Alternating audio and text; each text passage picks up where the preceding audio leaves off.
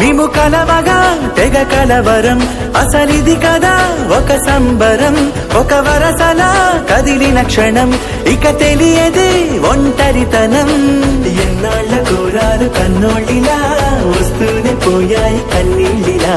ఇల్లంతా మారింది సందళ్ళుగా, మీరంతా ఉండాలి వందేళ్ళిలా. మనవారే వెనకుంటే మరణాన్నే మరిచేలే, మనసంతా వెలుగేన ఇక చీకటెళ్ళింది తెల్లారి నీ నవ్వుతోనే.